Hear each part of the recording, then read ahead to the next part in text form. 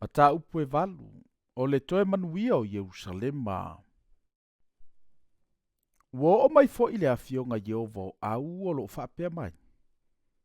O loo whapea ona whetalai mai o Yehova o au.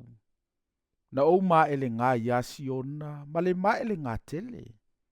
Na o ma ele ngā fo i a te ia ma le ita tele. O loo whapea ona whetalai mai o Yehova. Wa o fo i atu i Siona, o te mau fo i totono Jerusalema. E ingoa Jerusalema.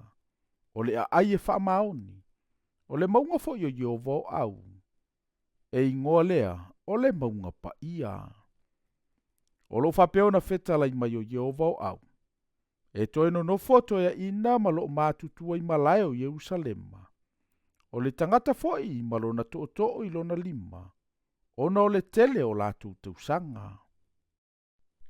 E tutumu fo i malai o le a ai tamaiti ma teine iti. O lo ta a alo i ona malai. O lo whapea ona whetalai mai o Yehova o au. E ui lava ina whaingatā i le manatu o e ua totoe o le nei nuu i o naso. Pe whaingatā e foi i lo manatu. Ua whetalai mai a Yehova o au. O lo whapea ona whetalai mai o Yehova o au. Whaauta. O te whaola i lo nuu nei le nuu. E alua e aile la. Ma le nuu e alu i foai. O te au mai na i lantou. Latou te nonofo ai to tonu Jerusalema. E faifo i latou mo unu. E faifo i au mo latou watua. I le whaamaoni ma le ami o tonu. O lo whapea na whetalai mai o Yehova o au. Ia malolosi o utou lima o e whaalongolongo mai i nei o na poi upu nei fofonga o perofeta. E na iai o na aso. Na whaavaina i le whale o Yehova o au. O le malu, ina ia whaia. Awa, a o le i o naso, sa le ai se tauwi o le tangata, po se tauwi o le manu. E le ai fo i se file mu i le na whialuai. Ona o le na i tamai, na o whaoso fo i tangata uma. Ia fete e nai i latou. A o nei ona po. O te le peo aso ana mua, i e ua toto i le nuu nei. Ua whetalai mai ai o vau au. A wai ai le fua o le toa le mu. E fua mai e le vine i o na lava fua. E fua mai fo i le lau ele i o na lava fua. O le langi fo i e toto i fo ai lo na sau. O te avatua fo i a mea uma i e ua toto e o le nei nuu e fai ma la tou. E pe o na fai o tou ma fetu i nuu ese. O oele a ingo Yuta, ma oele a ingo Israel. E whapeo na o whaola ia te outou. E whai ei outou ma whaamanuia. A ua le fefefe. Ia malo losi o outou lima. A wao lo whapeo na whetalai mai o Yehova o au. E peo na o manatu e whati ngā ia te outou. Ina ua whaono mai o outou ta mai ia te au. Ua whetalai mai ai Yehova o au. Ma ou le isalamo ai.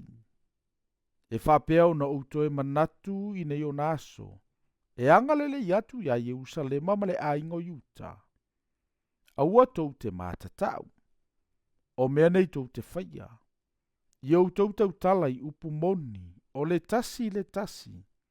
Ma ia whaamasino i le whaamaone ma le whaamasinonga. E le iai i o outou whaitotoa. A wale manatu natu i o outou loto i se mea leanga. E whai e le tasi. A wafo i le fie le tautoa pepelo. A wao mea umaia o te ino iai. Wa whetalai mai ai Yehova. Wa o mai fo i le afionga Yehova au ia te au. O lo whapea mai. O lo whapea ona whetalai mai o Yehova au.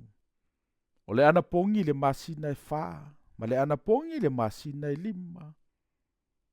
Ma le ana pongi le masina e fitu.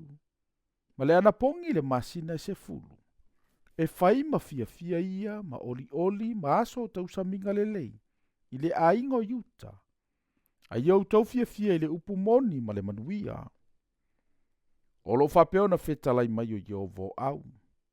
E toi o mai nuu matangata o a ai e tele. E o atu tangata o le tasi a ai le tasi a ai. O loo whaapea. O maia i nā tātou o e whaalau le leile fina ngalo Yehova. Masa ili ia Yehova o au. O te alu fo iau. E o mai fo inu e tele, manu malolo si e sa ili ia Yehova o au Yerusalema. E whaalau le lei fo i le fina ngalo Yehova.